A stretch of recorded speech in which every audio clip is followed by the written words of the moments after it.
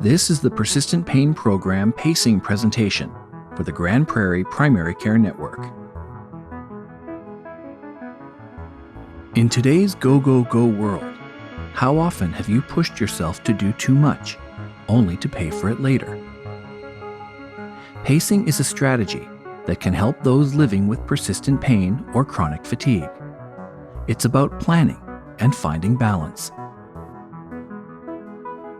There are two types of pacing that we're going to address today.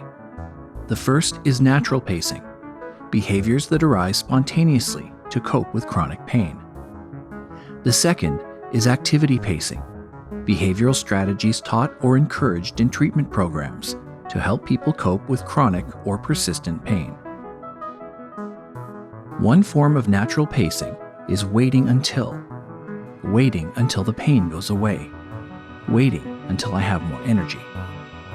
This can start a cycle that becomes harder and harder to break out of and can lead to depression, boredom, muscles becoming weaker, and general decrease in fitness. At this point, our activity tolerance decreases so that it takes less and less activity to increase pain as time goes on.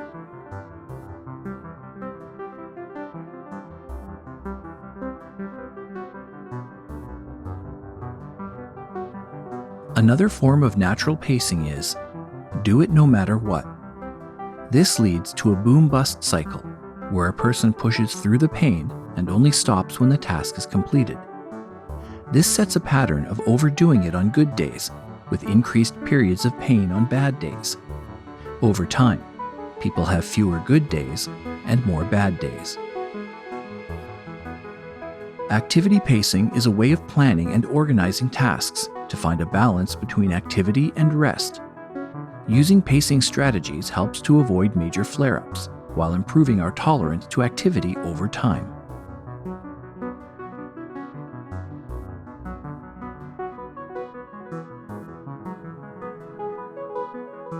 Rest periods are important to achieving balance and conserving energy. A break can be something creative, fun, or relaxing, like reading, listening to music, or painting. Or you can use this time to do activities that require more mental energy and accomplish necessary tasks, like building a grocery list, reading mail, or paying bills. Knowing your limits may involve learning your early warning signs, such as, I'm breathing more shallow, or I'm starting to get really tense. Communicate needs and limits assertively. For example, I can go shopping, but only for an hour. Be realistic. While you may want to vacuum your house, planning to do it all in one day may not be possible. Plan to take a break before you feel like you need to. Taking a break should depend on time, not pain, and can help prevent you from overdoing it. Set a timer for activity if you need help setting that limit.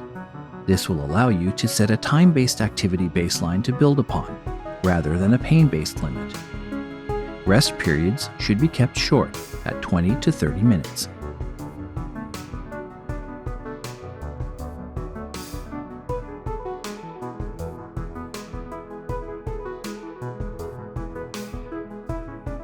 Prioritize tasks and activities by how soon they need to be done.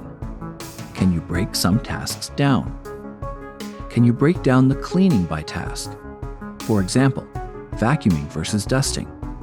Or by room, as in kitchen versus bedrooms. It could be running errands. Do they need to be done right now? What is most urgent? Everyone's priorities will be different. You need to recognize what is most urgent and important for you.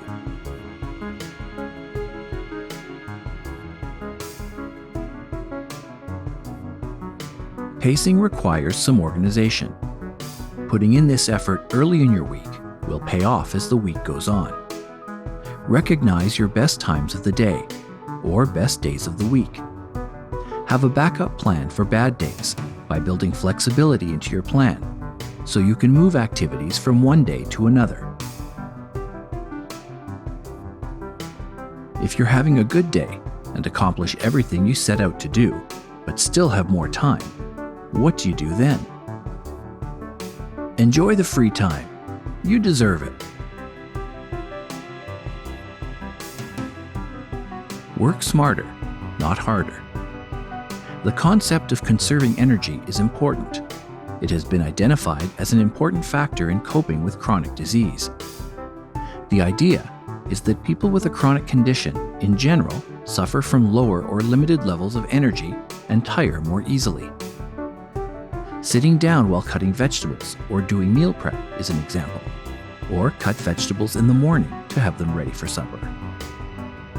If working on a counter, at the kitchen sink or a work table, put one foot on a stool, or open the bottom cupboard and place one foot on the ledge. This will take some of the stress off your lower back. If you work at a desk, a standing desk is a great way to change up positions. Pacing strategies help people with chronic diseases, including persistent pain, to make the best use of the energy they have.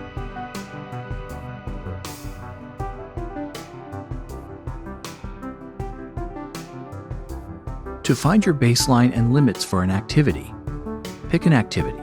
For example, walking. Go for a walk on 3 separate days and keep track of your time. For example, 7 minutes one day, 10 minutes the next day, and 8 minutes the day after that. Add those times together. In this example, 7 minutes plus 10 minutes plus 8 minutes equals 25 minutes. Then, divide the 25-minute total by 3. Your baseline for walking as an activity is 8 minutes. Know your limits. With chronic or persistent pain, our pain alarm can become overly sensitive, like a smoke detector going off every time you make toast. Pain may not be the most reliable way to judge your limits. Again, we want to find the zone between stopping the activity with any increase in pain and pushing through the pain only to find yourself in a flare-up. Some factors to consider during activity. Has your breathing changed? Is it still long, calm, relaxed, and through your belly? Or is it now shallow, quick, and up in your chest? Has tension increased in areas of your body? If so, are you able to decrease the tension?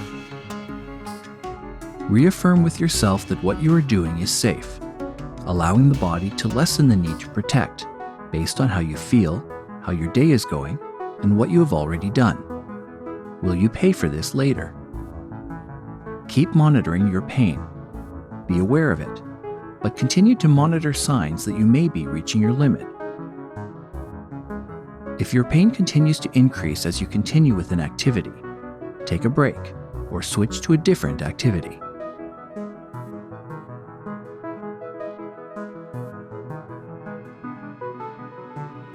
Be mindful. Begin and finish activities with mindfulness, meaning be present, be conscious of the activity and your connection to it. Pay attention to your breathing, body tension, and your thoughts. If you are having a bad day, check out the rest of our Persistent Pain Toolkit on our website, www.grandprairiepcn.com. This has been the Persistent Pain Program Pacing presentation for the Grande Prairie Primary Care Network. Thank you for joining us.